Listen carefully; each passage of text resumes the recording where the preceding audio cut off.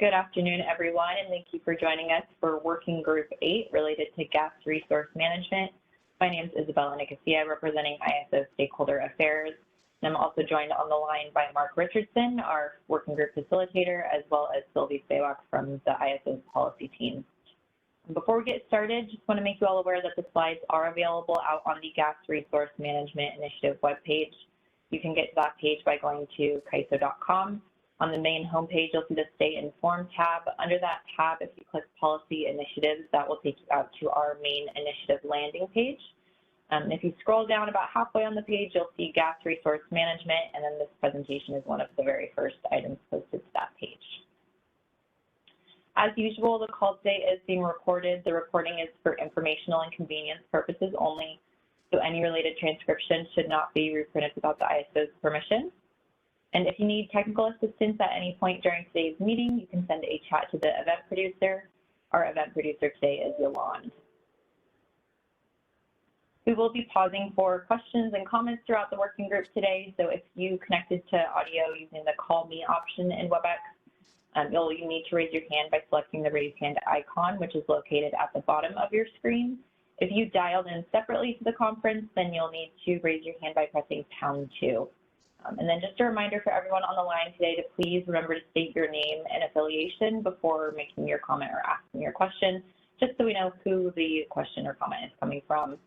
And then you can also send your question through the chat to me directly. Again, my name is Isabella Nicosia, or you can send it to all panelists, and we'll keep an eye on that today as we run through the slides as well. So the agenda for today, I am going to hand things over to Mark and Sylvie here in just a second to discuss the transition to policy development.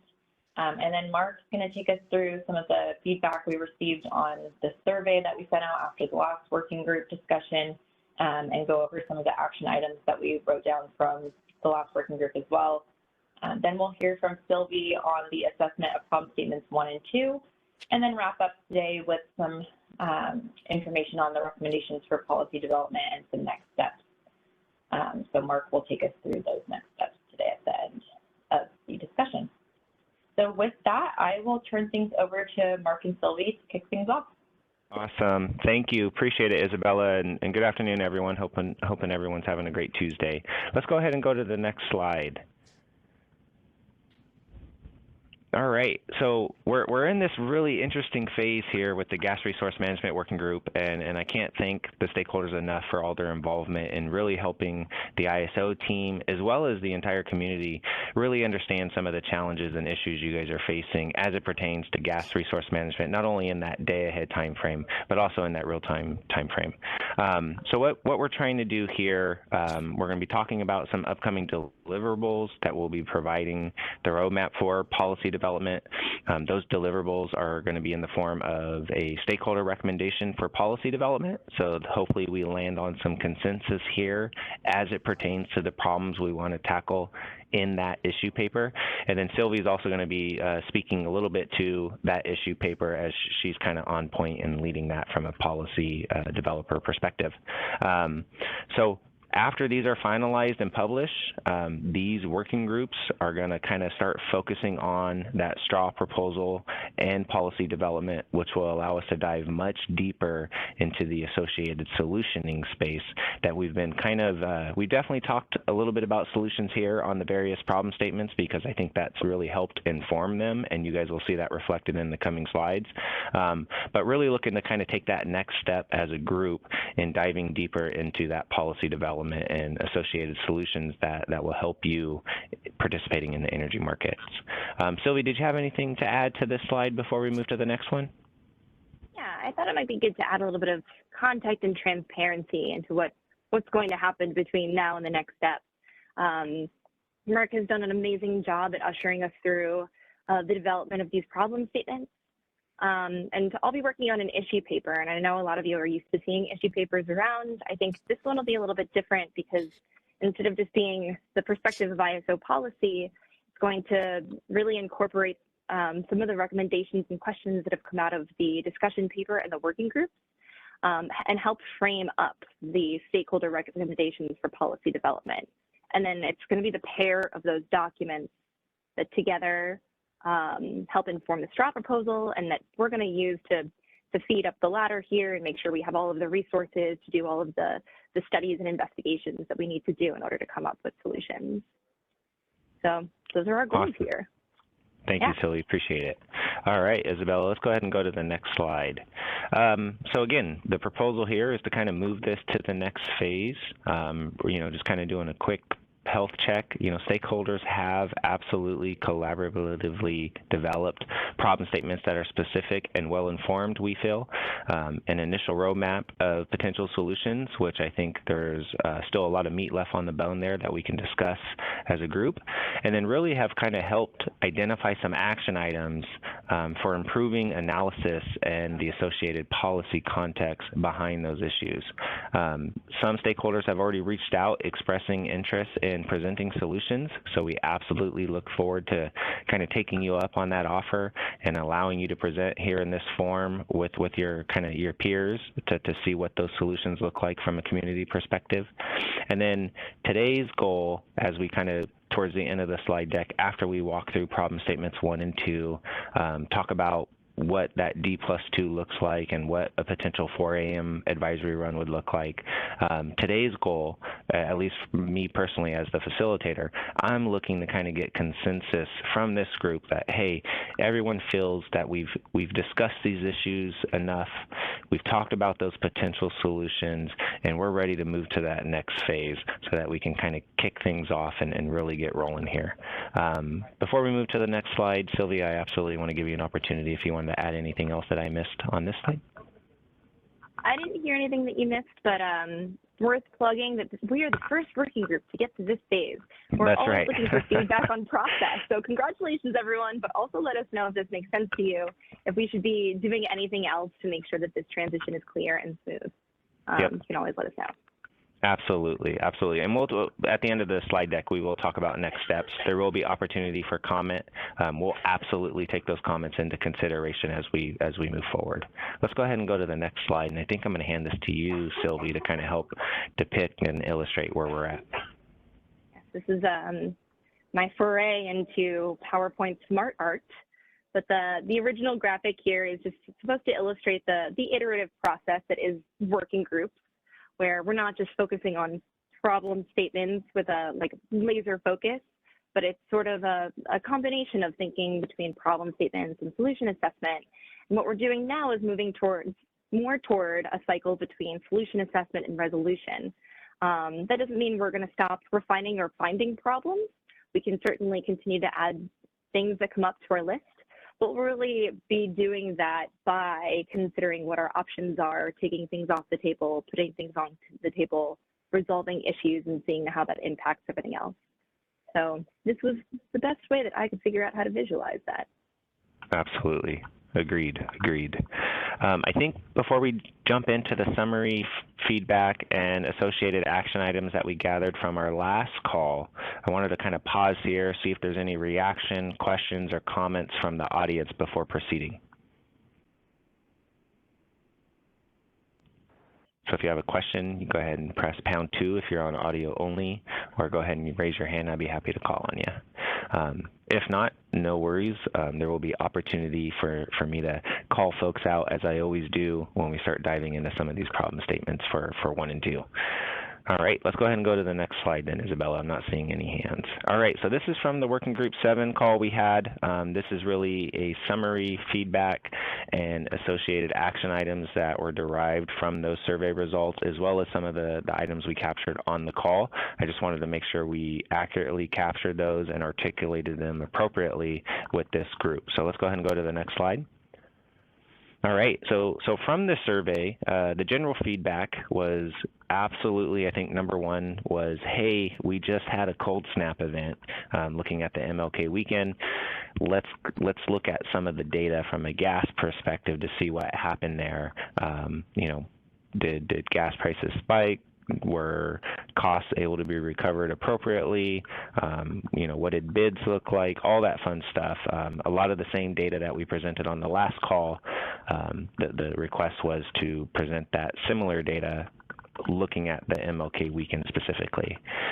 There was also a strong desire from participants to kind of show, to really kind of help, I would say, demonstrate and interpret what the ISO's conclusion was of that data presented, right? What is this data telling the ISO staff, right? What are we walking away with looking at that data? There was a lot of comments around the manual reference level adjustments. If you guys recall, there was a pretty big spread between how many were requested versus how many were accepted. Many of those, based on current definition, were rejected as a result of not meeting that criteria. But through stakeholder comments and survey results, as well as comments on the last call, it was clear that, hey, the data is telling us we need to look at this here and determine what's driving that and see if there's room for improvement. So point heard, point taken as an action item back to the ISO staff. There was a comment made on gas procurement strategies where, whether it was an ISO-driven call or stakeholders asking for some of those gas procurement strategies, based on standards of conduct and things like that, I'm not sure we can get into that here in this forum. I would absolutely, as stakeholders, you guys have many tools available to you. So unfortunately, I don't think we're going to be able to dive into what those gas procurement strategies look like, just in the spirit of confidentiality. And then lastly, and I think this was a really interesting proposal, and I appreciate the stakeholder that brought this forward, to use the 125% adder based on the greater of the day ahead associated index price or the balance of the month gas price. So I thought that was interesting when we start talking about that 125% bid adder not being enough to recover costs or to reflect those costs in the market.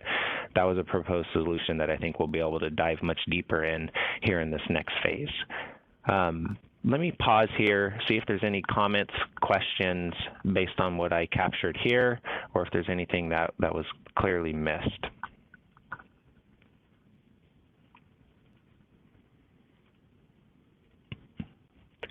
Not seeing any hands. Either everyone had a really big lunch and now you're stuck listening to myself talk here. So let's go ahead and go to the next slide, and then I'll start picking on people if I need to. All right, so direct responses to feedback and action items. What's the goal of reviewing this data prior to policy development? The goal here is to move into the policy development phase with an informed foundation of analysis. We want to ensure the initial analysis developed by ISO staff accurately represents the diverse stakeholder experience in today's market, as well as stakeholders have that opportunity to enhance the relevance of that data and inform future iterations of analysis and potentially inform potential solutions, right? Let's be data-driven from a solution perspective. Next slide, please. All right. Stakeholders requested that the ISO provide more clarity, context, or interpretations of that data being discussed. So that goes back to a few slides. This is just a little bit more detailed comments and examples directly from the survey. So a more robust narrative of analysis by ISO staff will be included in the issue paper or a separate white paper. That's how we're going to be responding to that request. But we want the process to be collaborative and stakeholder vetted before forming conclusions, and that's extremely key, right? So let's make sure we're taking the time, reviewing that information, and having that collaborative discussion as to, is the data that is getting pulled appropriate? Is it the right data? Is there any other data we need to make sure we're looking at before taking that next step? All right, I got the first individual of the day. Ryan, if you wouldn't mind stating your affiliation, and can we please unmute his line?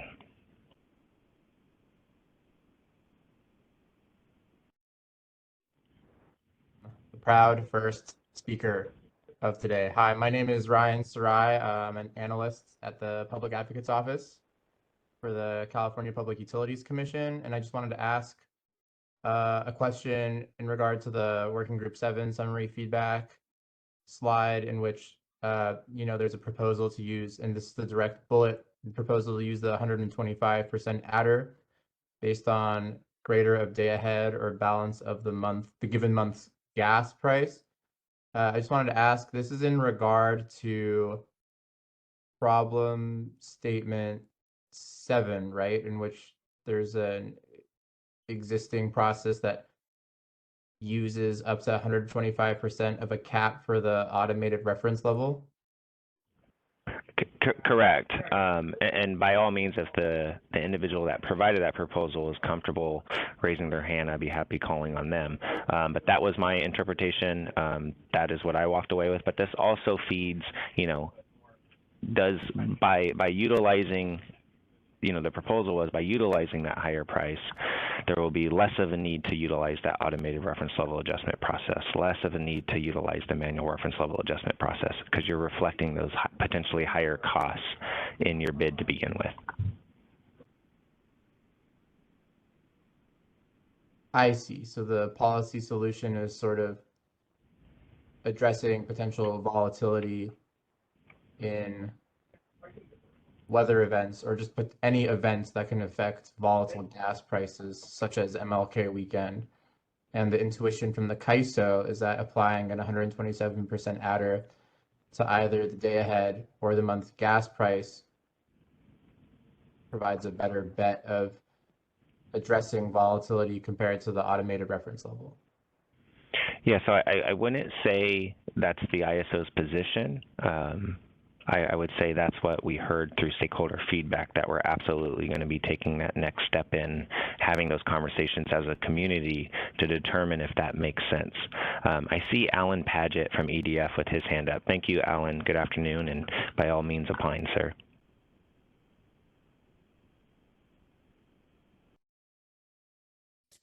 Alan, if you don't mind raising your hand again.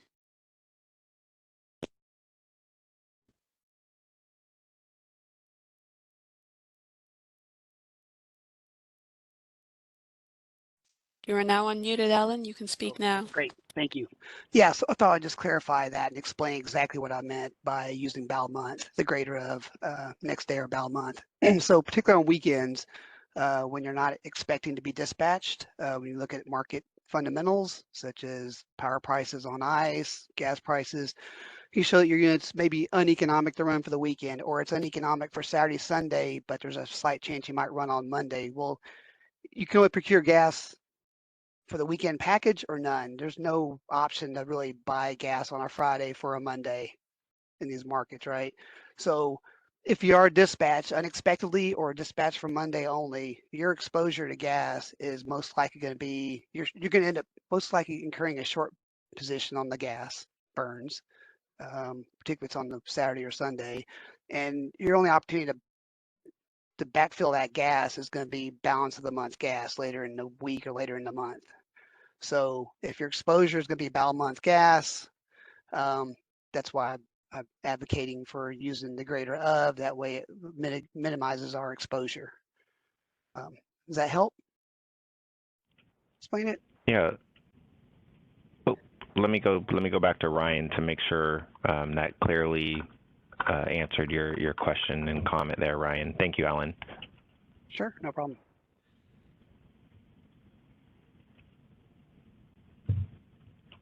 Did you want to unmute Ryan's line, please? Thanks.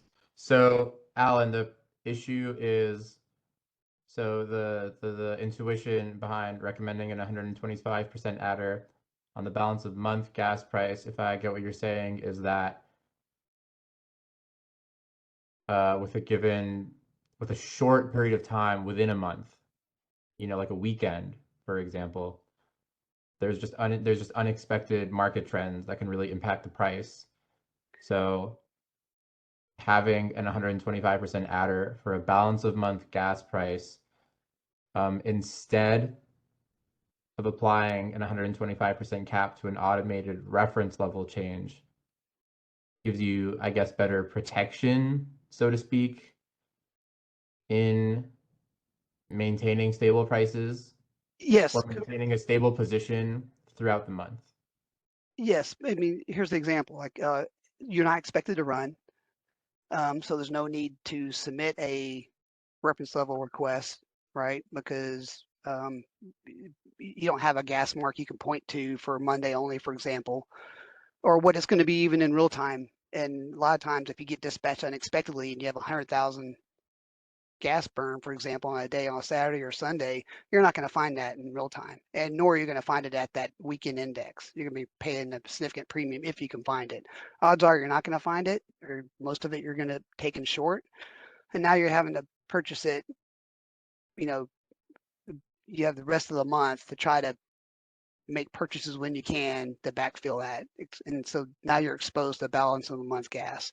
So in a period like in January, for example, and that MLK weekend, I want to say that our exposure was, weekend gas was maybe $5, but the balance month gas price was at $10 to $15. And so we're in a situation where we know we're not going to buy gas. We shouldn't be running economically, but there's a risk that we could get picked up. If we do, we're not going to find it. Whoever has length for balance month gas on the pipe, they're not going to sell you $5 gas when they can get, balance month gas prices for it, right? So in my mind, the only way to really mitigate that risk is to have the optionality to bid in the greater of.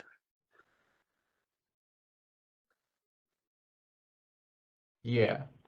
Right. Does that make sense, Ryan? And what I did here, Alan, and maybe we'll jump forward here a little. Or you know what? Let me cover one more slide. Hold your thoughts, and Kathleen, I appreciate your patience. I'm going to come back to you. I'm going to come to you once we get back to slide 14, because what we've tried to do based on those comments and the associated proposal and all the feedback we received in the last working group discussion was modify and refine problem statements 3 and 4, and we think this articulates what Alan and stakeholders have said through these working groups, and we just want to make sure that that accurately articulates it prior to moving forward. So good conversation, Alan. Appreciate you kind of teasing that up. Let me jump back one slide, and then we'll dive a little bit deeper down this solutioning path if need be here. One more slide, please. All right, so the second part of just really what I wanted to capture as associated action items was there were some recommendations for the ISO analysis to kind of provide more context around the associated characterization of volatile periods identified, right? What is volatile? What indicators are being utilized in determining that's a volatile period? And then refine commitment cost analysis to look at associated subgroups, right? There was, whether it's geographically, WEIM area, are they participating resources? Is there an associated base schedule? Is it a MSG? What configuration are they bidding in? There were some of those other items and concerns as it pertained to the data that was reflected on the last call that I think needs to kind of come back to light and in the future issue paper with more data to help inform how we move forward as a community here. So let's go to the next slide real quick. So again, MLK, I just wanted to highlight the MLK weekend is going to be included in the market performance and planning form on March 11th. So for those of you who are interested in what that data look like, please tune in. Guillermo and his team have prepared some slides and plan on walking through what exactly was observed from a market perspective and what those associated impacts were next Monday.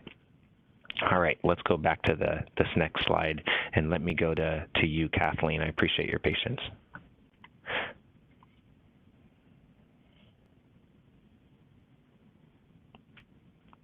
If you wouldn't mind unmuting Kathleen Colbert's line, I'd appreciate it.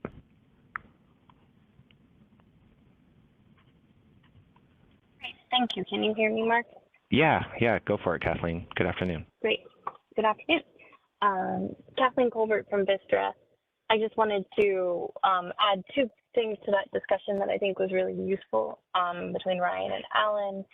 I wanted to add a little nuance from a policy perspective that that discussion and what Alan is suggesting, at least directionally, is very in line with how CAISO has established its previous policies on representing the value of gas within the proxy cost. And the reason I say that is because there's a fair bit of ink that has previously been spilled on the fact that the way that the CAISO views the appropriate value of that within these indices is that it is the value of the replacement cost for that gas. So from a electric generator perspective and like a gas-fired EG, you can either hold that gas or you can burn that gas to produce. So you can hold the gas burn the gas to produce power, or you can sell it back into the gas market. And so a lot of what I hear and what Alan is proposing is a better representation of that opportunity cost, especially of that choice between not just replacing it, which I think CAISO has, I know CAISO has established that that's the way they view kind of that opportunity cost that is being reflected there, is what is the value of replacing it. We have felt that the day ahead, next day indice is a decent representation of that buyback or replacement cost, but I think the BAL month is a good idea directionally, so appreciate them bringing that forward. But the other way to look at it is not just about the replacement cost, but about the opportunity cost of selling back to the gas market versus using it for electric power production. So I wanted to add that additional nuance for the CAISO team who may, still familiarizing yourself with this very long history of gas cost policies. And I hope that's helpful. Before I go on to my second point, I just want to see if you have any kind of, if you have any reactions, any questions, happy to explain. Thank you, Kathleen. Alan, I see you're still unmuted. Did you have anything to state there? Oh, that was great characterization of what I was trying to convey. So thank you, Kathleen. Awesome. Appreciate it. I got you, Alan. These working groups are teamwork. That's right. Right. We're doing this all together here, right? So appreciate your guys' engagement. So Kathleen, since yeah. oh, go ahead. Do you got something else? I was going to ask you something. No, please ask me first. All right. So I'm going to read this first problem statement. You're going to be my first guinea pig here on this, the first problem statement. So what we've tried to do is capture that past discussion, as I mentioned, and we changed and modified this problem statement just a little bit, and now it reads, reference levels may not precisely represent resource costs because they do not account for the spread of prices for cleared transactions in gas markets or premiums paid for fixed rate contracts. Do we feel that problem statement is a just and accurate problem statement that the community faces today in the gas world?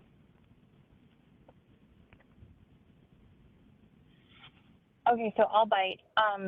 My opinion, Mark, is that is a decent write-up as long as it's not being used too literally, because I would say it's a bit prescriptive. So part of what, we usually heard this back and forth, and what we're talking about is really the opportunity. What is the opportunity cost of the various uses for that gas? Got it. And making sure that the indices value that opportunity cost accurately. And so I see here examples of how a marketer might view that opportunity cost.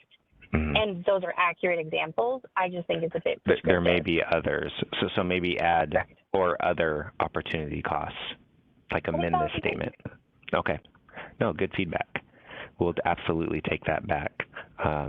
Okay. And I didn't mean to cut you off. Did you have something else you wanted to state? No worries. I just wanted to add one more piece of nuance, which is you were really emphasizing kind of this proposal in the light of kind of helping to better right size, I would say, right size the administrative burdens around having to use the automated reference level adjustment versus making sure the indices are a robust representation of that opportunity cost of the use of the gas. I like that framing a lot. So I wanted to emphasize that. And the other thing I wanted to add, just for completeness, and because we are asking you to consider this as a potential solution set, the reference level adjustment was proposed and adopted by the board within a package. And it truly was a package proposal because it was designed and developed with the idea of, okay, we want to right size that balance. So it's not something that the market has to use too often. So how do we make sure we do that? Well, it's not only, making the fuel price used in the indice more robust is a great step forward. But the package that was proposed included price-based commitment cost offers subject to mitigation. So in the package, the idea was that there was with more bidding flexibility, albeit ensured that there was sufficient market power mitigation applied to it with a revised MPM approach that captured the potential ability to withhold that commitment. So essentially the PMIN energy in order to exercise kind of market power was being tested and mitigated appropriately. It's really only under mitigation, which would not be around the clock under that in that paradigm. It would be targeted local market power mitigation, again, specific to commitment cost, but that helps reduce the burden and the pain of being overly mitigated. So in that instance, we would really only see the reference level adjustments being needed on days that were kind of more extraordinary rather than on a normal operating kind of course of business. That was the intent of the total package. So without commitment costs, like price-based commitment costs subject to mitigation, it does put a lot more burden on having to request these reference levels because we are now mitigated around the clock all the time, right? And so we've asked you guys to consider just implementing CCW. I'm just want to put that on the record, make sure everyone is aware that it truly was a package and the package had a purpose. And so implementing the price-based commitment cost offers subject to mitigation will also help us kind of right-size this balance. Yeah, no, I appreciate you stating that, because I know in the past and through some of your comments, Kathleen, you've absolutely brought up CCDEPI and some of the previous items that have yet to be implemented. I made sure as the facilitator that's captured in the action items, and that's something that the ISO staff is absolutely looking into to determine what's the status of those items and how does that play into where we go from a GRM perspective, the Gas Resource Management Working Group perspective. So thank you for that. Thanks, Mark. Appreciate your time. Yeah. All right. Let me read this next modified, refined problem statement here based on stakeholder feedback and see if I can get any other reactions from the group, or at least a thumbs up. Reference levels may not precisely represent resource costs because increased volatility can cause gas prices to deviate significantly from the median or index price used. Is that jiving based on the associated feedback we heard on the last call, looking at some of the data we saw? Is there any reaction from the community on that proposed problem statement? Thumbs up would be great if you like it. Thumbs down if you think there should be some modifications there. All right, Ryan again. Thank you, Ryan.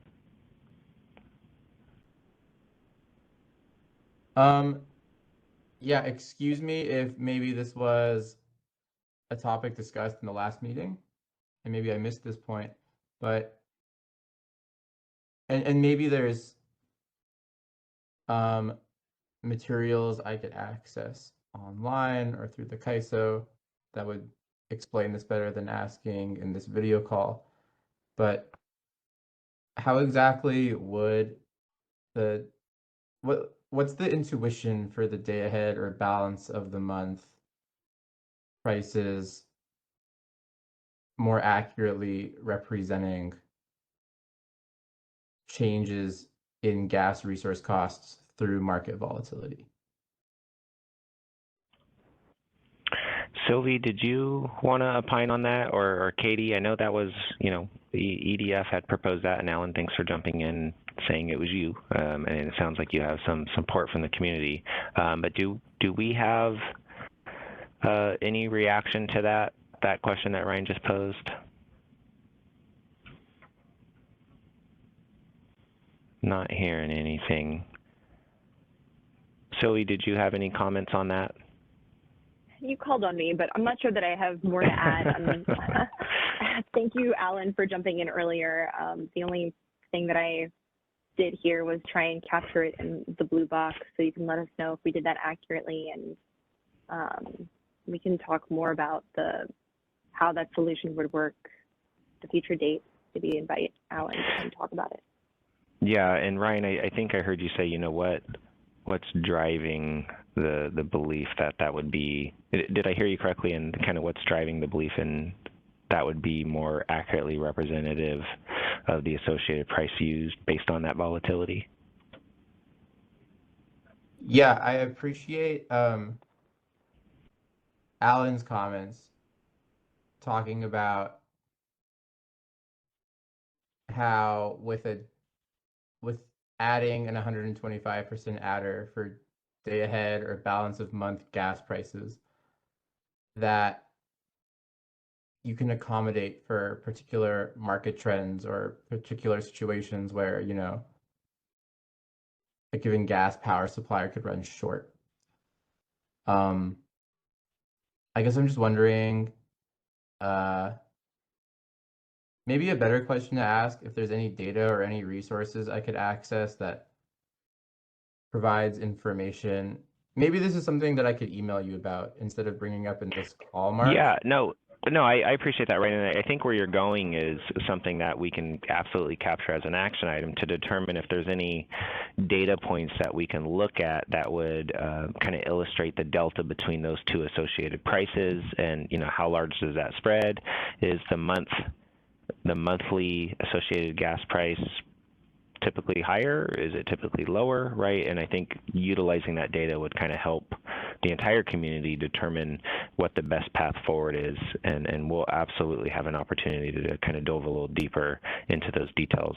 If you have any comments or anything you wanted to provide me directly, go for it. I'll put my email here in the chat, and we can make sure to kind of pass that on to the team. There will be opportunity for comments again when we post that associated issue paper, to the extent we're able to get consensus in this meeting on moving forward. Would simple requests for data or information or context be suitable for the standard working group comment filing process? Yeah, I think so. Yep, because that helps inform that issue paper and where we're going to go from a solution perspective, right? If the data doesn't support the solution, I think as a community we can agree that might not be the best path forward. And at least in representing my office and where I'm coming from, it has less to do with a sort of belief, you know, that an automatic reference level would be more cost-based or anything like that. It's more just trying to understand the issues. Yes, just more of the latter point. Gotcha. Appreciate it. Kathleen, is that a old hand, for lack of better terms, or did you have a new comment?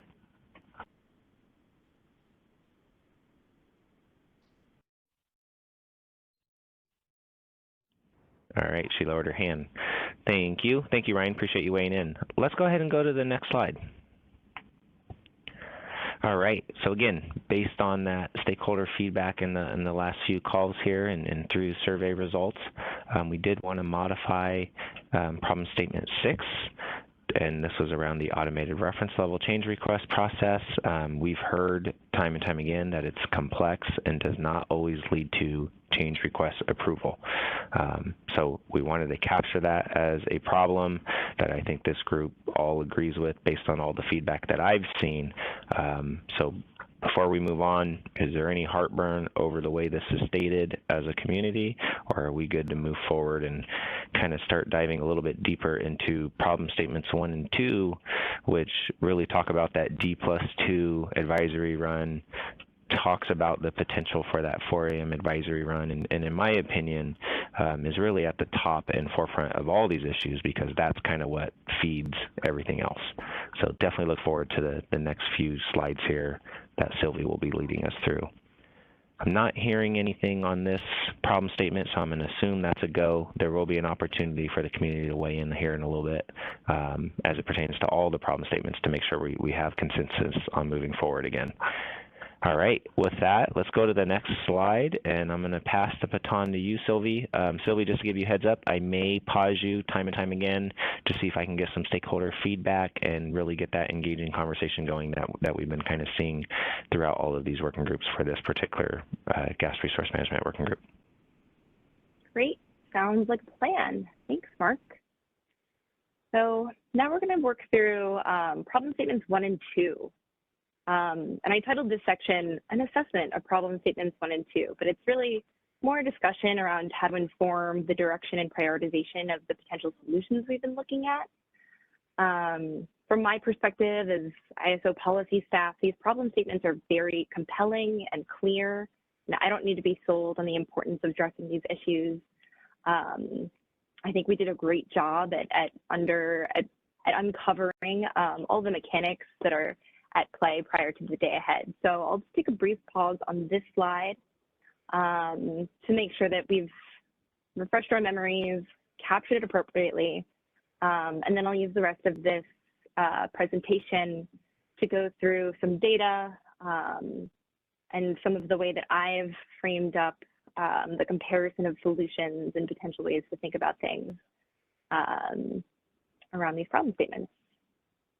So first, problem statement 1, market participants must rely on the illiquid evening or intraday gas cycles because they do not have their day-ahead gas schedules in time to inform procurement during the liquid timing of the nomination cycles, and do not have confidence in the accuracy of information provided in the 2-day-ahead advisory intended to inform procurement. While that is a run-on sentence, I think it has captured everything that we've heard from the stakeholder community around uncertainty prior to the day-ahead market and issues with procuring up to the quantity needed. The second problem statement here, in response to unexpected changes in real time, stakeholders face uncertainty around cost recovery and or might not be able to procure additional supply. I won't be focusing too much on this problem statement. We all know reliability is important, and making sure we can get that additional supply is definitely a high priority for us. The problem statement 1, I think, is the most unique to this group. It relates to policies passed, but also reflects issues relating to the diversity of gas system infrastructure, the lack of storage across the West. So this, I think, is novel and deserves a lot of attention. So we'll be talking about today. Go to the next slide. So I wanted to start with some background. This goes back to Aliso Canyon Gas Electric Coordination Policy. The policy that we kicked off in 2016. The initiative addressed gas electric market coordination concerns related to an Aliso Canyon storage facility in Southern California. And I've highlighted one of the goals of that policy, which was to increase access to information prior to trading activity and procurement in the timely nomination cycle. I wanted to highlight this because while the stated goal sounds pretty familiar to what we are trying to do, I think there's important differences and nuances between our problem statement and the goal of this policy. And I think that can help us to inform the salience of the solution that we arrived at in 2016, and that can serve as a benchmark to potential improvements that we've been discussing. Next slide.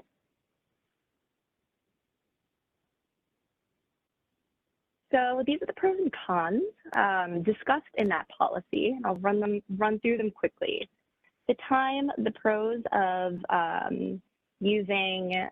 providing scheduling coordinators access to the D+2 residual unit commitment advisory schedules were that this information was accessible prior to the close of the timely nomination cycle.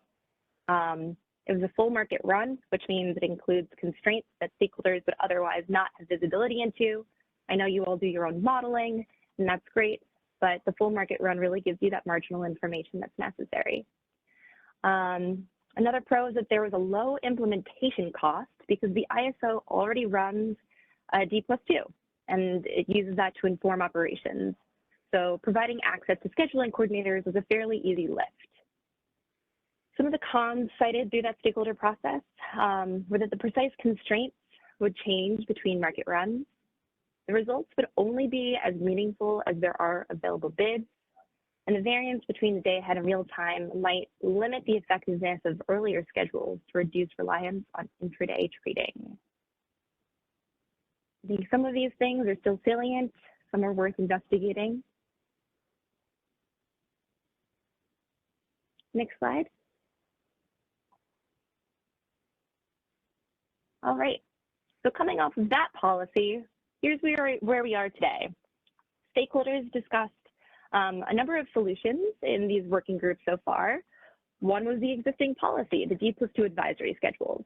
A lot of you noted, though, that we might lack confidence in the accuracy of these schedules for a number of reasons, which we'll go into in the next couple of slides. Another stakeholder recommended solution was a new market run, a full non-binding market run between the D+2 and the day-ahead market. The idea behind this was that it would create greater confidence in forecast accuracy, given that extra 15-ish or so hours.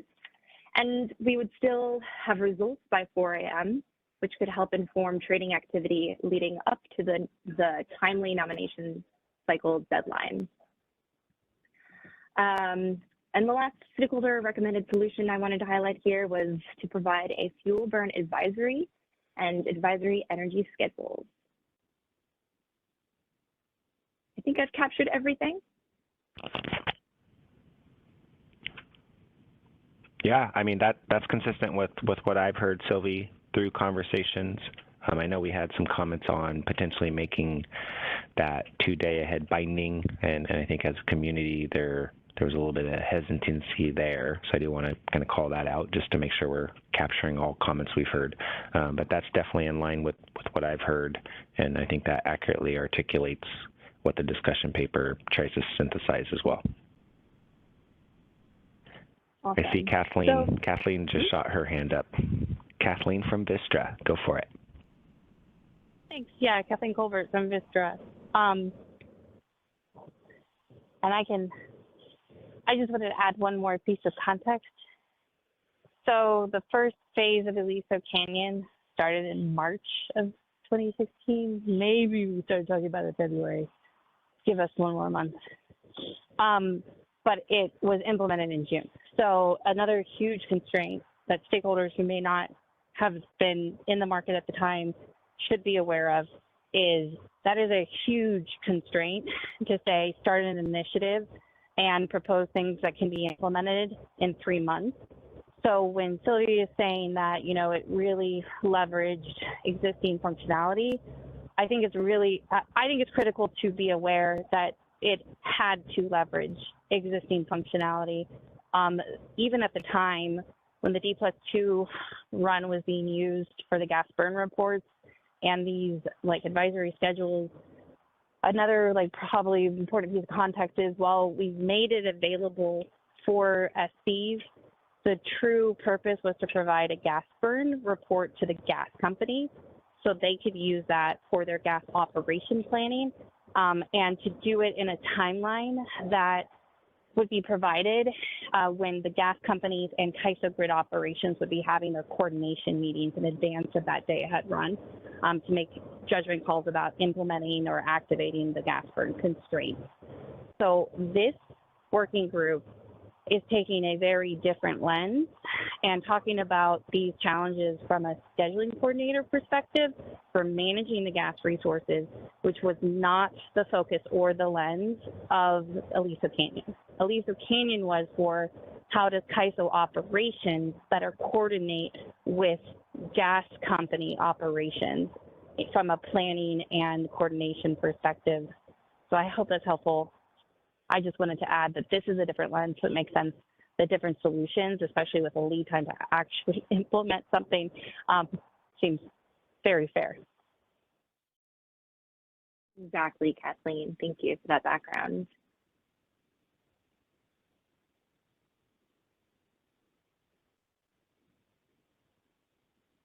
All right. You want to move to the next slide, Sylvie? Can you go forth? Yeah. So there's a few open questions from stakeholder discussions that I thought would be helpful to address in order to tee us up for what sort of solutions we want to consider moving forward. For example, how will a changing resource mix impact uncertainty in the D+2? One of the things that we heard from stakeholders is that they've cited risks that uncertainty will increase over time as we see the penetration of variable energy resource capacity increase. So I put together a few slides to look at trends in forecasting accuracy over time so we can better focus on what we can fix, what we should expect, what our timeline looks like. I've also heard concerns from stakeholders that increasing VERS would result in higher volatility. Although one stakeholder in their survey results did note that battery storage might mitigate that impact. So I included a couple of slides to take a look at the changes in the resource mix and the hours of the day in which those might have an impact.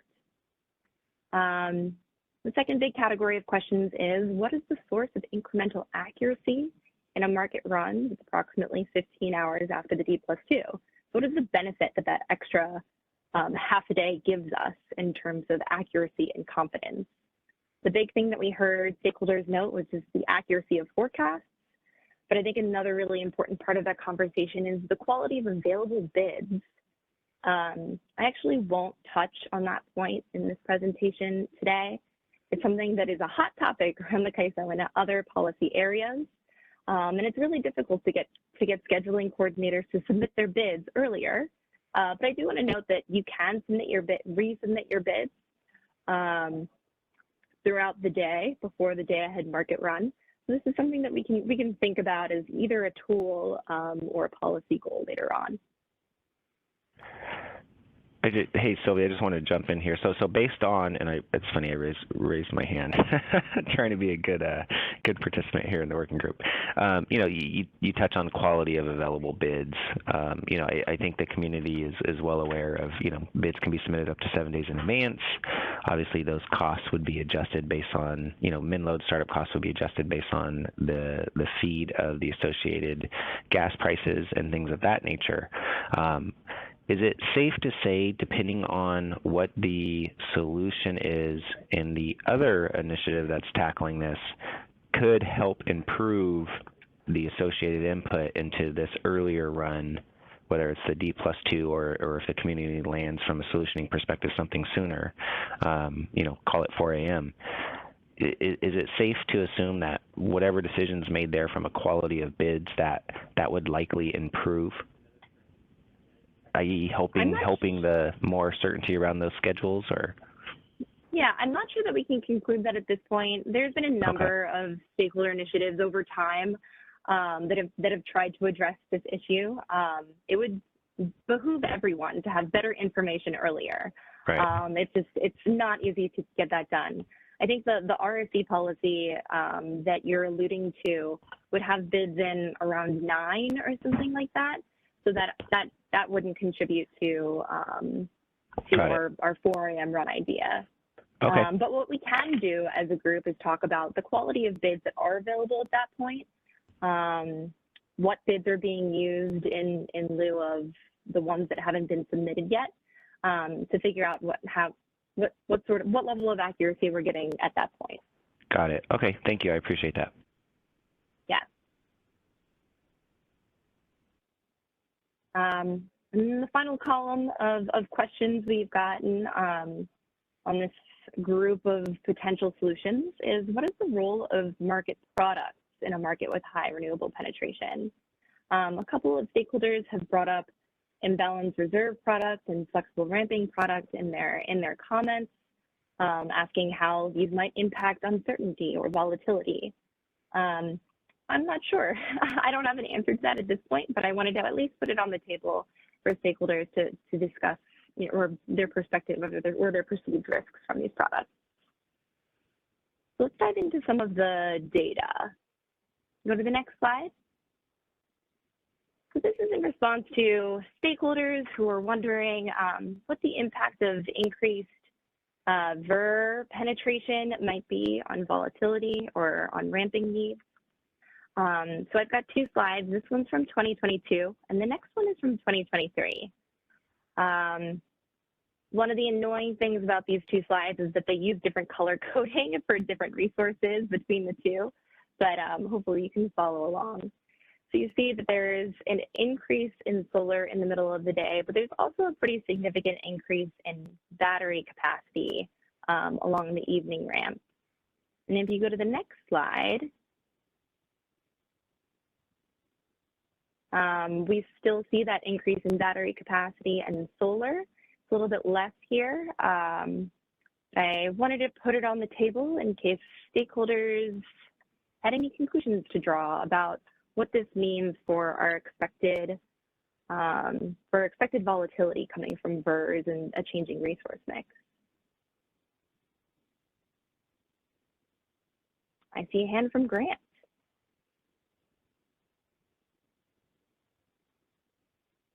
the biggest thing when it comes to increasing volatility from VERS is when is the CAISO going to relax the use of the load conformance tool, right? Which was redispatching additional gas now to cover that variation and letting the market actually run. And so I don't think we can really have this discussion until we have a discussion about when and how that's actually going to be relaxed and how transparent the CAISO will be about its relaxation. Yeah, load conformance was a topic on my agenda to bring up with this group. So I think we'll do that once we start digging more into these solutions. Thanks for bringing that up.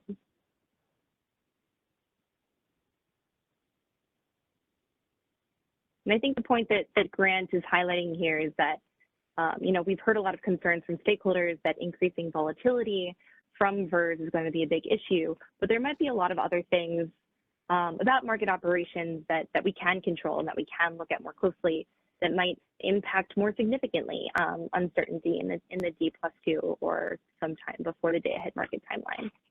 Well, and we know for a fact that the load conformance, the use of the load conformance tools is masking that uncertainty, right?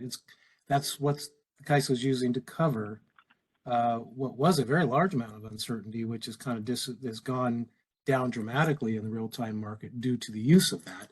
We hope that the imbalanced reserve product will be sufficient to allow the CAISO to not have to rely on load conformance. And then we'll actually see what the real volatility is and whether or not we have the flexible resources required, and are those gas, is it storage, who's going to cover it, right?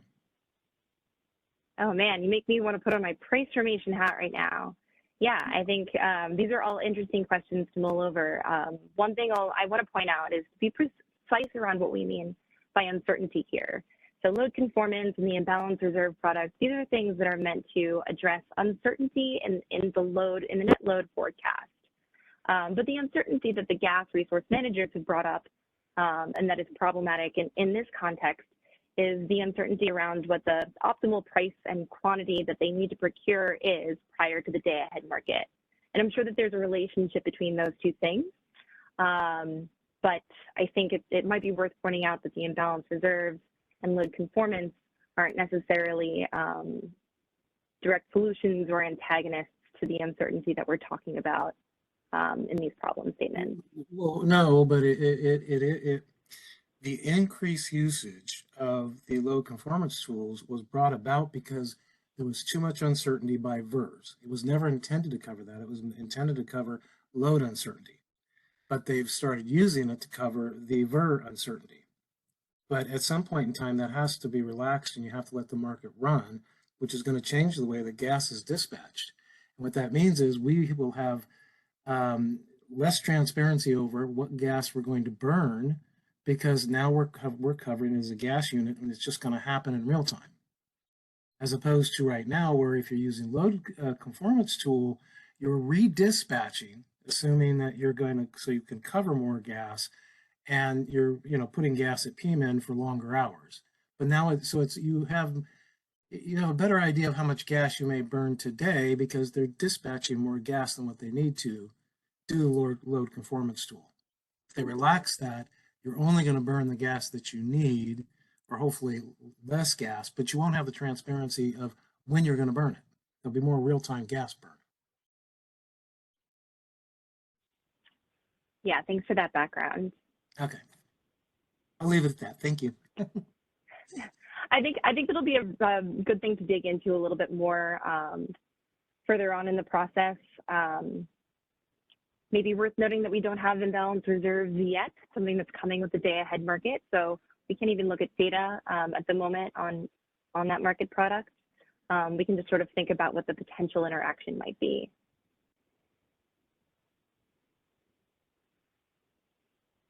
But it's definitely on our radar for future discussions.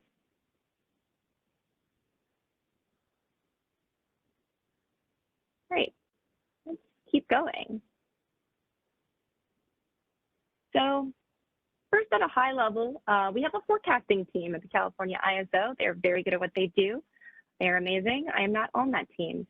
So I'm just going to give you some high-level points about the forecasting data that have been brought up in the working group so far.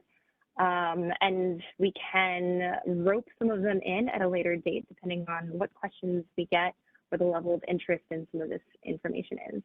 I see Kathleen's hand.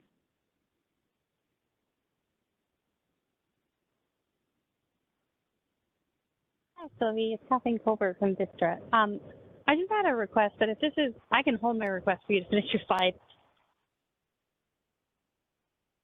Do you want to go for it? I don't mind. Okay. You don't mind to know I'm running your process. Yeah, sure. So I wanted to make a couple requests for additional pieces of information that I think would help us with this discussion. I hope this is the right time to make the request, so apologies if it's disrupting flow. So this whole discussion about how VER variability or net load variability changes the way that gas electric generators operate in real time. It's definitely very important. It's also one that has been talked about a ton. So my first request is that, so on the scenario of committing or starting them up to hold them on at PMIN to be able to ramp to offset these fluctuations, very valid, discussed at length in the commitment cost enhancements efforts. The opportunity cost calculator is the intended tool to address this concern. Now, I'm going to be honest, I've heard that there are challenges with the opportunity cost calculator, being able to see that the limitations are in fact binding or binding and setting an opportunity cost adder that scheduling coordinators have confidence in. So back on this problem statement of confidence in those bids and their accuracy, I wanted to connect it to the CCE3 opportunity cost functionality. And I want to ask you if you could provide some more transparency on how many scheduling coordinators have requested negotiated opportunity cost adders, whether successfully or not. Similar to kind of the idea of the successful automated reference levels or manual reference levels, I think that transparency will help inform this group if the opportunity cost calculator needs refinement. Okay, no, I just captured that, Kathleen. Thanks for that. I think that we can absolutely add that to the action item list here. And I think that fed into one of the other problem statements. I don't know off the top of my head. I'll look it up here in the meantime while Silly continues this. Cool, that would be awesome. I think that will really help us see. I think that'll help drive us in a path and kind of figure out maybe why that OCC isn't. And folks who know the opportunity cost calculator, it's fairly not newish. And so it makes sense to take a look at it and see if some enhancements are needed. The other thing I just wanted to connect, and I'm going to be, I know, maybe potentially provocative, but I'm going to say it, somebody has to say it, the fluctuation in the gas dispatches in real time relative to day ahead in those windows, it's possible it can be addressed through additional nominations, but it's also possible that it has to come from exceeding relative to your schedule. And so when that comes, honestly, that becomes a concern when there are operational flow orders restricting the generator to within a certain tolerance band of those approved schedule nominations. So it is very important that we talk about the fact that the commitment cost bids need to be able to reflect the risk associated with non-compliance in order to ensure that that resource that may be at risk, if it receives an incremental dispatch, is higher up in the stack and only awarded if it is absolutely necessary for reliability purposes. And the only way to do that, honestly, is through bidding flexibility. So just another plug for, we need price-based commitment cost bids subject to mitigation, and we need that mitigated value to be able to have a reference level adjustment to reflect the risk of incurring that, which is super consistent with previously approved policy. Got it. Thanks, Kathleen. Thank you. Yeah, I think those are things that we've touched on in past working group discussions, and hopefully we've captured well in other problem statements. And I heard you note a couple of points specific to real-time, to the real-time market, real-time deviation. So I do want to bring it back a little bit. and reframe this as a conversation around uncertainty prior to the day ahead market. So we're taking a couple steps back and really thinking about things that haven't been rehashed so much in prior discussions, and just clarifying for stakeholders what information goes into the D+2 and the day ahead market, where there might be sources of uncertainty, what we can look at to make improvements or measure the potential incremental improvements in that D+2 and day ahead time frame. And just for what it's worth, Sylvie, we don't see that as a problem statement, but I'm happy to wait for the problem statements that are more important to us. Thanks. The problem statement 1 was not a problem statement for you? Yeah, I can explain if it's helpful. So I don't think providing advanced information in the 2 days D+2 time frame or even earlier in the morning will help from an electric generator management perspective. And the reason is that I don't think you can get it to a place where we would have confidence in the results, just to be transparent. The other reason is that a huge part of that uncertainty is outside of your control, and it comes from the actual gas market operations. So part of the challenge with day ahead is we don't have good certainty on what the gas price for the daily gas price index is going to be, even when we submit our bids. So part of the reason you're not going to be able to get advanced bids, or folks don't want to necessarily submit them, is we're still waiting for the gas market, for the next day gas market, to kind of more fully trade before you submit those bids. And respectfully, that's outside your control.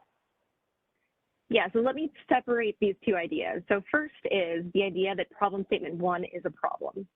The second is, how feasible is it that we can address this problem by increasing certainty before the day ahead timeline?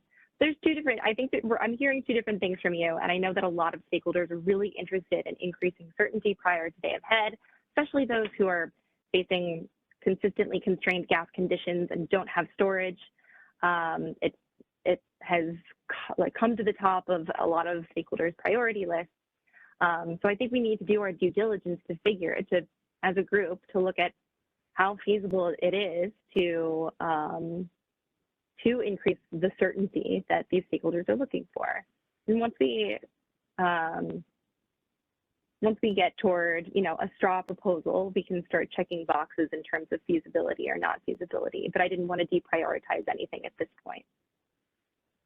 Yes, and please take it, like I said, with all due respect, don't mean to rain on the parade. I'll be more optimistic going forward. We don't need to be optimistic. We need feedback. No, we appreciate your engagement, Kathleen. And I think, problem statement 1, there were several stakeholders that expressed a desire to have a more certainty in those associated advisory energy schedules, so that they at least have a more accurate target as far as gas volume goes, to the extent they're looking to procure X% of that in the day ahead run. And like I said, if you can deliver that, that will be amazing. Another piece of data that you may have already provided, and if so, please just point me in that direction, but the third element of this is that day ahead and real time imbalances, right? So at the end of the day, it's your actual burn drives is the main concern. So yes, greater certainty going into day ahead would be great, but frankly, even looking at the day ahead to real time differences is already going to show you that day ahead isn't certain. And so maybe if you could provide some of that data, I think that will also help to provide more context around, even if you can get more certainty as to what the day ahead run might produce, that's not going to necessarily be your binding schedule. And I won't rain anymore. Sorry, I'm gonna go on mute. No, that's all good feedback. I'm gonna take that. I capture that as an action item too. Yeah. Yeah, and I'm going to take that framing and run with it here. So we're going to look at some slides that show trends in the accuracy or the certainty of renewable forecasting over time. And the reason that I wanted to do this was to portray that there is a limit to how much we can improve confidence and how much we can improve accuracy in the day ahead time frame. So, and I wanted to tee that up now before we got into a straw proposal phase so that we could have the discussion around, well, is there a limit to the benefits of having a 4 a.m. market run? What are the costs of implementing something like that, considering the potential improvements that we're looking at here through the data? See a couple more hands, Ryan. Hi, Kathleen. Out of curiosity, would you happen to know, speaking on behalf of the CPUC and sort of speaking on behalf of a more regulatory body and not really being a trader myself, would you happen to know of anywhere I could access data to, I guess, understand how the day ahead could be out of sync with, actual gas burns or actual like gas trading results that might show that it could be unaligned with the day ahead?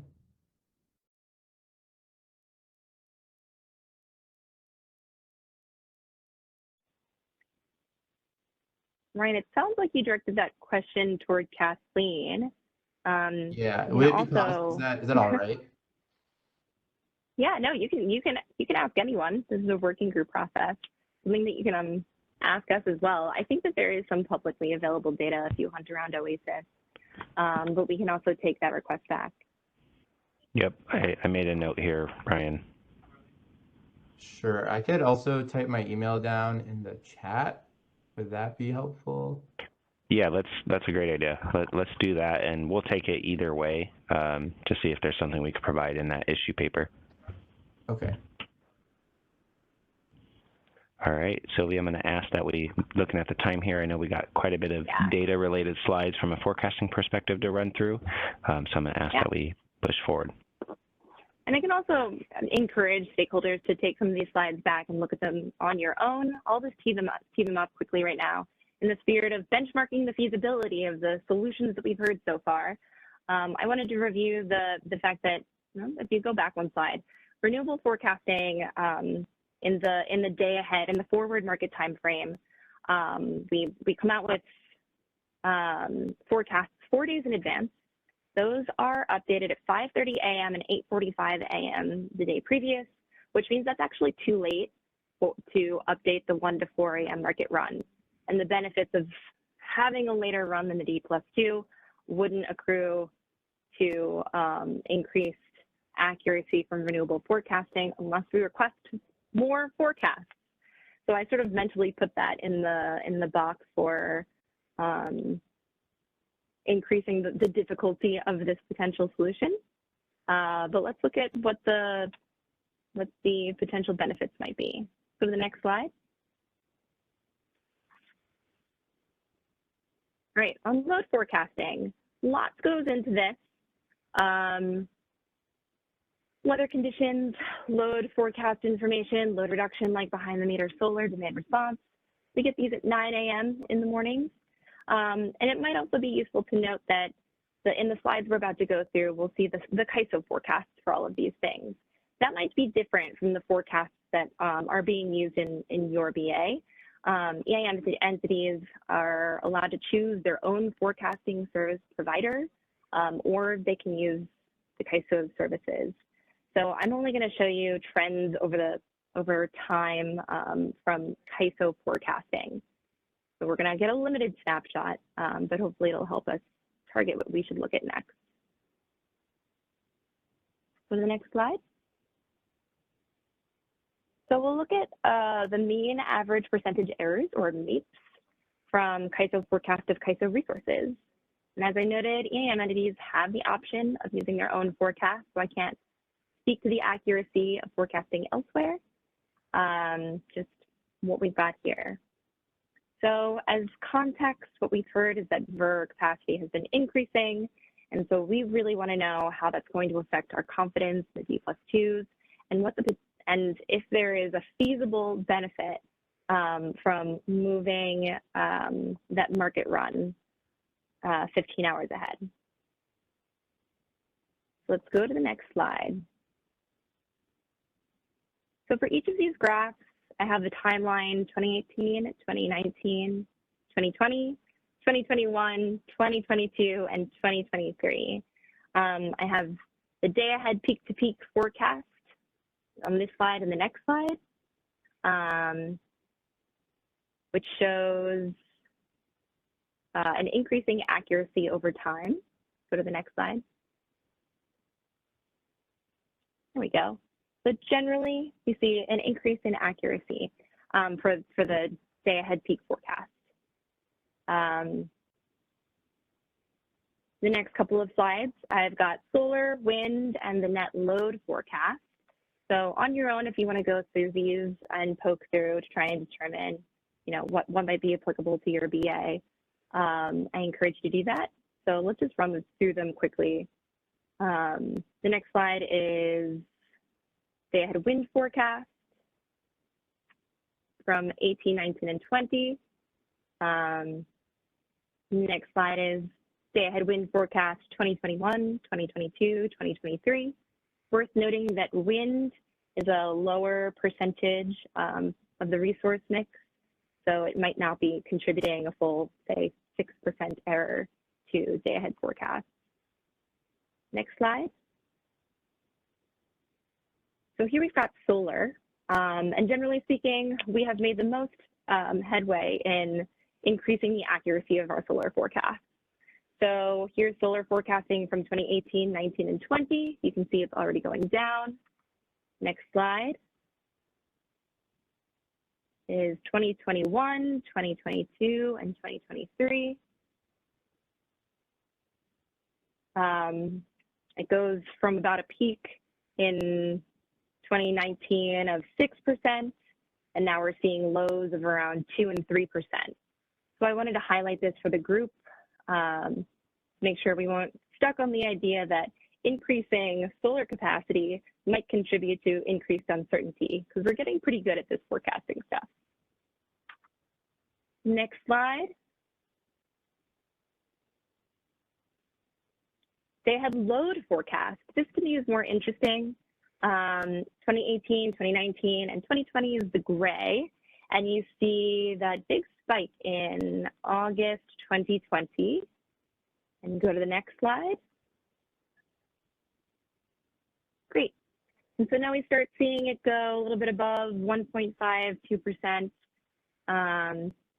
and mean error. Generally speaking, the net load has been getting somewhat less accurate, and we have a lot of different ways to correct for this type of uncertainty. But it's also probably the hardest source of uncertainty to address. Next slide. So I want to encourage you to formulate your own conclusions around what the potential benefit of moving the market run from the D+2 time frame to the 4 a.m. time frame is, given some of the things that we've seen.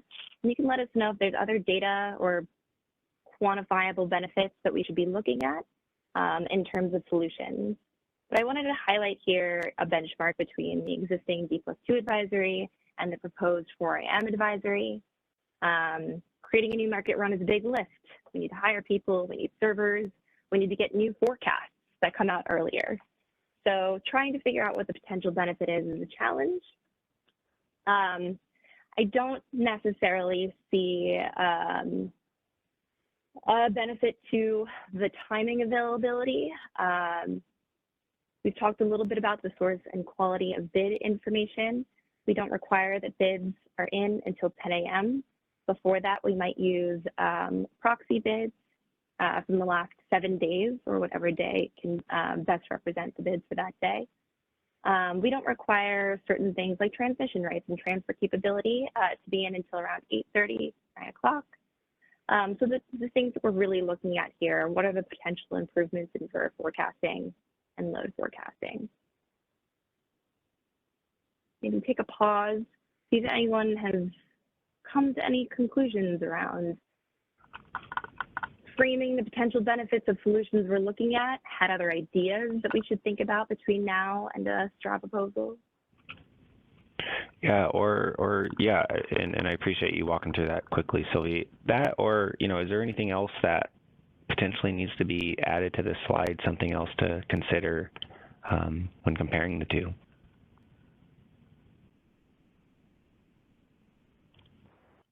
Any questions, comments, thoughts?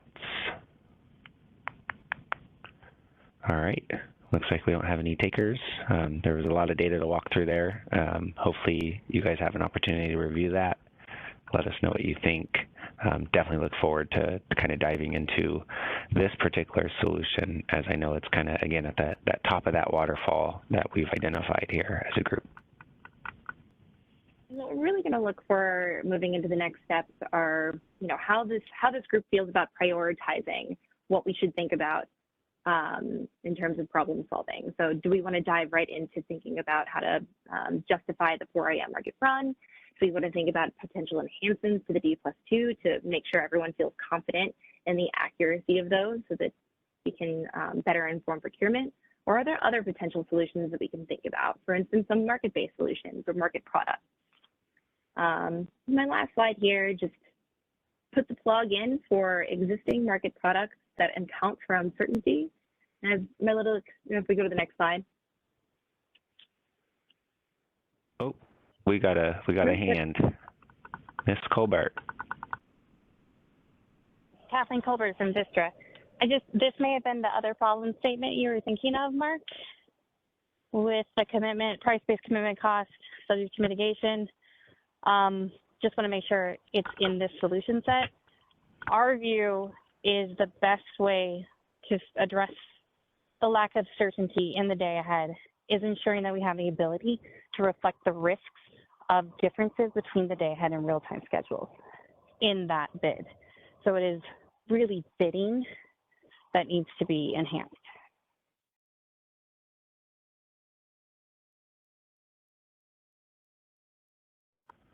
All right, captured. Thank you, Kathleen.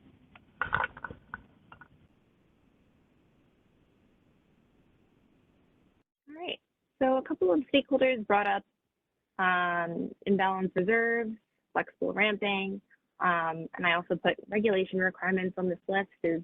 These are all market products that help us account for uncertainty. As my little exchange with Grant revealed earlier, it may be that this type of uncertainty accounting isn't necessarily applicable to the uncertainty that's driving the lack of procurement during the timely nomination cycle before the day-ahead market. But I just wanted to put them here on record, hear if any stakeholders had thoughts about the applicability of these market products for these problem statements or generally gas procurement issues.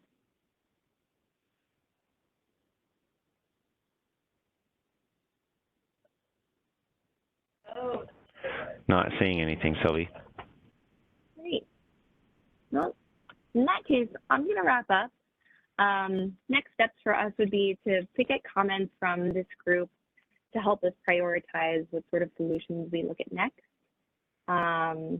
in relationship to the problem statements that we're going to finalize here.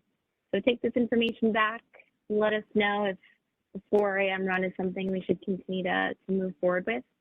And I'll hand it back to Mark. All right, thank you, Sylvie. Appreciate you walking through that. Let's go to the next slide. All right, let's try to, again, I referenced it earlier. I'm gonna dare walk out on that plank at the end of the ship, and hopefully I get some form of general consensus, I would say, that we're ready to move forward, understanding that there may be, some slight altercations or refinements needed to some of these problem statements, but I think they pretty well articulate what this group has discussed over these past several months. So I'm looking for overall feedback on these, whether it's just a thumbs up or whatever. Feel free to raise your hand, whatever you got, to provide that feedback here as we look for consensus on taking that next step in policy development posting that issue paper, working towards that straw proposal. So let's go ahead and go to the next step when we start walking through some of these problem statements here. And I'm not necessarily going to walk through them verbatim, in the interest of time. Problem statement 1 talks about the overall illiquidity and uncertainty around that D+2. So we're looking to get more accurate information around the certainty in those energy schedules, those advisory energy schedules, and that's what Sylvie just walked through for the potential of that 4 a.m. run, which was proposed by stakeholders through this form. Problem statement 2 is in response to those unexpected changes in real time. Stakeholders absolutely face uncertainty around cost recovery and may not be able to procure that additional supply needed to the extent their generation fleet is inked. So it kind of ties into that cost recovery and more certainty again around schedules. Problem statement 3, kind of echoing back to what Kathleen mentioned earlier, when stakeholders are increasing their bid price to reflect those changes in volatility and gas system conditions, they run the risk of being mitigated down to those default energy bids that may or may not accurately represent those true costs. So let's go ahead and go to the next slide. And what I'll do is I'll walk through each one of these and then we'll pause. Now for 3 and 4, I'm going to, we talked about them a few slides up, but the reason why I didn't want to provide the updated problem statements on these slides is I wanted to get feedback on 3 and 4 previously, which we did, and I think everyone agreed. There was a comment for addition when we talk about problem statement 4 with reference levels may not precisely represent resource costs because they do not account for the spread of prices for clear transaction in gas markets or premiums paid for fixed rates and contracts, to add or other opportunity costs to that. I think that's something that we can amend, and I didn't hear any pushback there. The second addition to that was reference levels may not precisely represent resource costs based on increasing volatility that can cause gas prices to deviate significantly from that median or index price used. Problem statement 5 here, gas prices used to calculate those commitment costs and default energy bids for 1 through 7 do not reflect the correct gas price indice for that period. Again, that kind of highlighted in the very beginning when we were talking about the delta and timelines between energy market being hour ending 1 through 24, gas market 7 through 7. I guess you could say. So that kind of highlighted, hey, that is a problem. That is one of the challenges we're looking to solve to the extent that cost that is utilized is lower and or higher.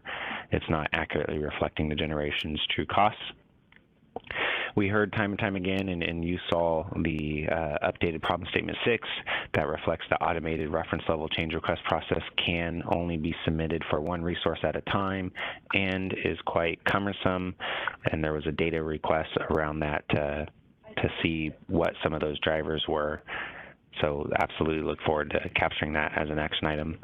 Problem statement 7, stakeholders that says say do not have the actual cost information necessary to submit those manual reference level change requests by the 8 a.m. deadline. So there were some conversations about potentially pushing that deadline as a potential solution. Definitely look forward to taking the next steps in that conversation on those potential solutions, but we heard and we wanted to capture as a problem statement that the 8 a.m. deadline, stakeholders simply don't have enough information available to them to submit an accurate or relevant manual reference level request. Let's go ahead and go to the next slide. All right, gas burn limitations issued by gas companies are not reflected in the market for WEIM BAAs. This can lead to inaccurate commitment or infeasible dispatch instructions. So that's something we talked about early on. There were some conversations around gas nomograms and things of that nature. Problem statements 9A and 9B were revised, I believe, 2 calls back, and there were quite a bit of comments on these particular items. We recognize and understand that some resources have the ability or are, depending on system conditions, all of a sudden have to switch fuel zones. So when switching fuel zones or hubs, In response to critical events, generators are unable to reflect those accurate costs in the market in a dynamic or timely manner. 9B, generators that switch fuel regions regularly have trouble reflecting their costs accurately in the market. And then the last problem statement here was when switching fuel types, generators are unable to reflect accurate costs and operating parameters in the market in a dynamic or timely manner. Now that one is, I don't want to say it's redundant. Excuse me, I'm getting over a cold here. Problem statement 10, I don't want to say is redundant.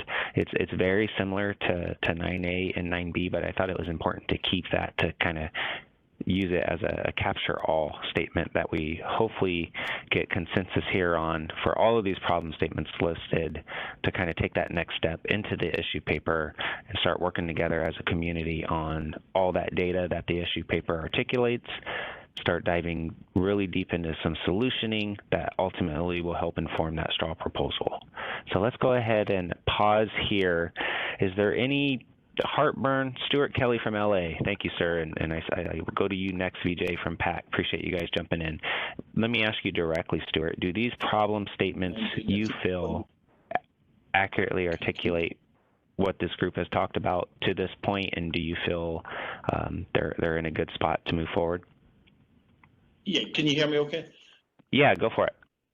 Yeah, thanks, Mark, and just commend you and your team for what you've done in this particular initiative. I think it's probably run the best, but so kudos for that. But yeah, I just want to, second keeping problem statement 10, because I think it's more about the operating parameter aspect of this and whether, within the market engine, some things can maybe be considered that make, right. So I don't really see it as completely duplicate of 9A and B, and more right. distinct from that.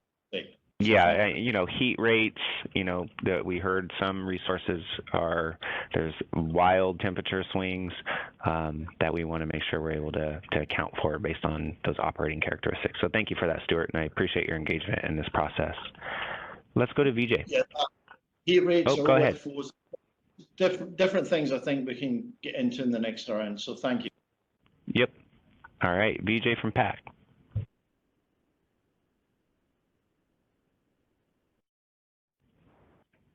He may be muted on your side.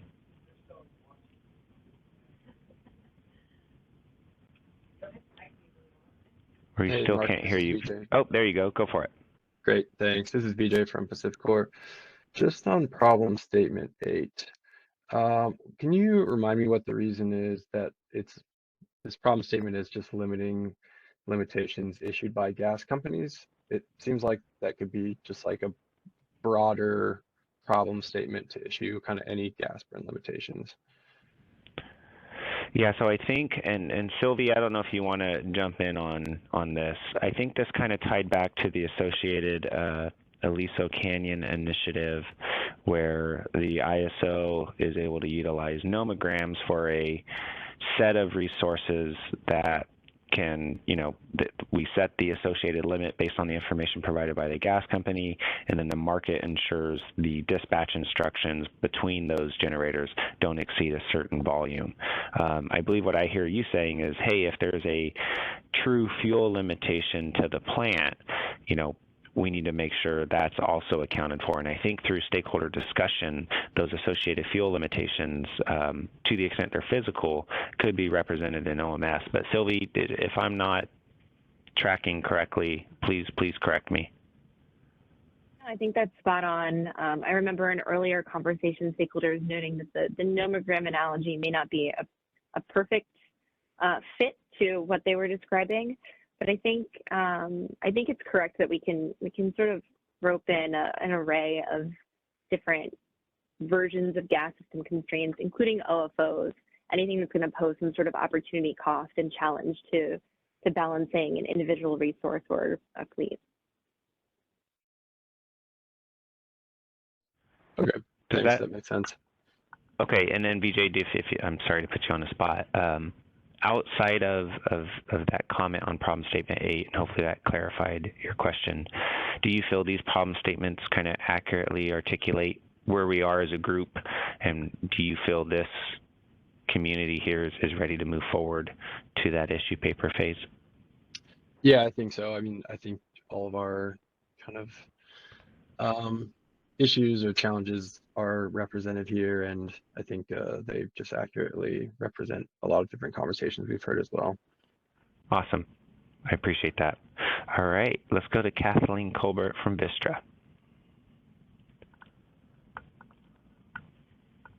Great, thank you. Kathleen Colbert from Vistra. 2 comments or 2 requests.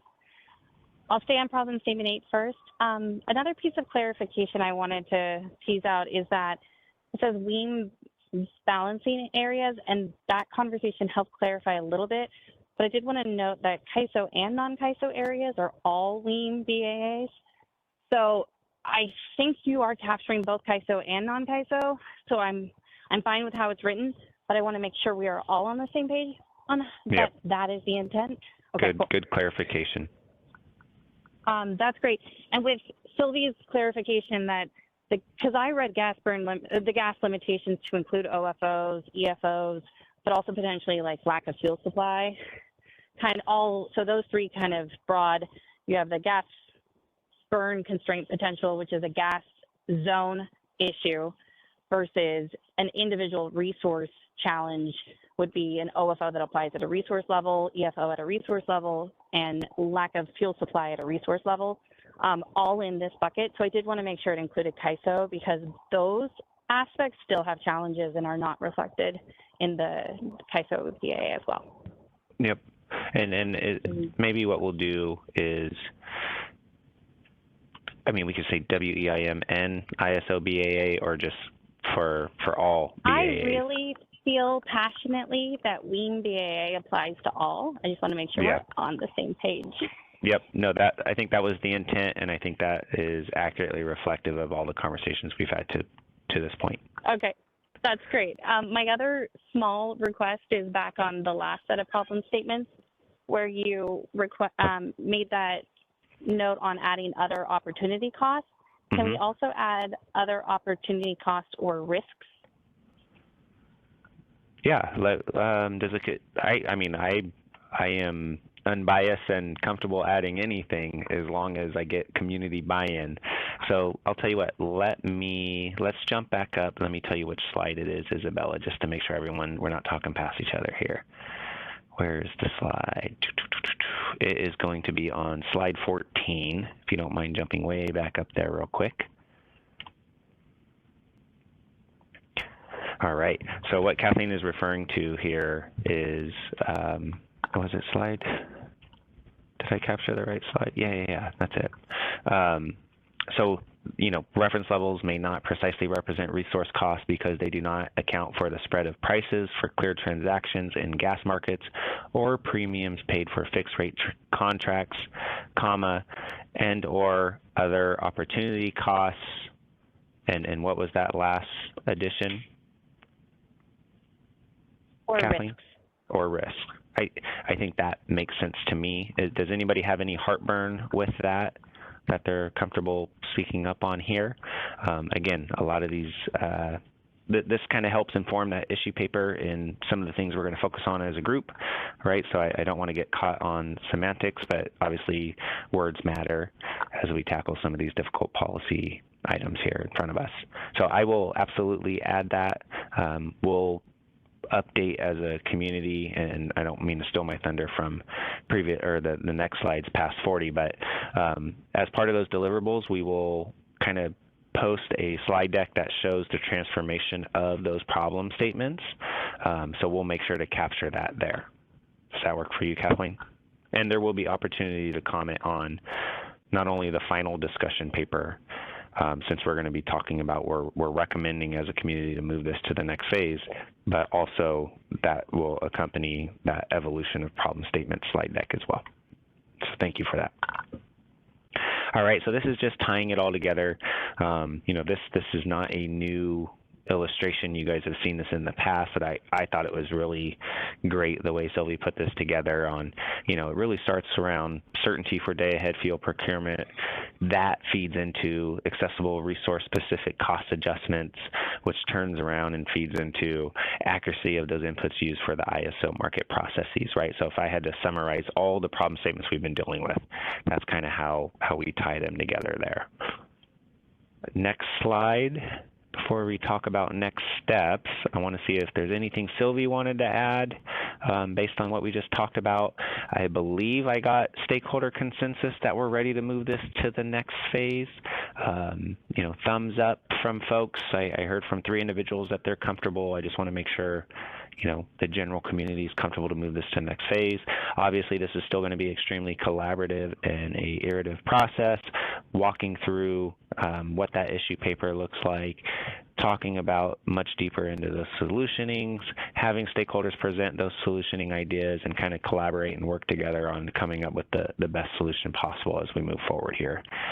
So some dates to mark on your calendar are, we're going to be posting some information, and we will get that out there as soon as possible so that you guys have an opportunity to comment on this working group. That will be due by March 19th. What you will quickly see is an updated discussion paper that transitions to the final recommendation for policy development document posted. Again, that supporting slide deck that I just talked about, that kind of illustrates the evolution of these problem statements. And then we're going to ask, 9 days later to kind of have those comments on that discussion paper and supporting slide. And what we're going to do, not that those comments are going to necessarily update the existing documentation that's out there, but all of those comments are going to be fed into that next phase of the associated issue paper. Sylvie, did you want to add anything before we conclude, or if anybody has any last comments, anything they wanted to add? I believe this is our last slide. So before I thank everyone for their engagement, Sylvie, did you have anything you wanted to jump in on or state? Nothing from me. All right. So before we go to the last slide, which I believe is a stakeholder symposium plug that I will let Isabella talk about, I do want to truly thank everyone for their cooperation and engagement through this. Thank you for bearing with me. I now feel like I could talk about gas all day. Definitely learned a lot through this process, and I really appreciate everyone's engagement. So with that, Isabella, I'll turn it over to you for the stakeholder symposium plug, and then I'm going to wish everyone to have a great rest of your afternoon and look forward to seeing your comments. Thank you. Thanks, Mark and Sylvie, and thanks to Mark for leading us through these past 8 working groups. Really appreciate your time. So our last slide here is just, like Mark said, a plug for the save the date for the symposium. So we are going to be hosting the symposium this year in Sacramento at the Safe Credit Union Convention Center on October 30th. And then we will also be holding a welcome reception for all attendees the evening of October 29th. So we'll have more details on the location for the welcome reception in the coming weeks, as well as all additional information, including event registration and sponsorship opportunities. Those will all be announced in notices in the ISO's daily briefing in the next few weeks. But if you have any questions regarding the symposium, please send an email to us at symposiumreg@CAISO.com, and we'll get back to you. But thank you all for your participation today, and have a great rest of your afternoon. All right. Thank you, team. The conference is now over. You may now disconnect.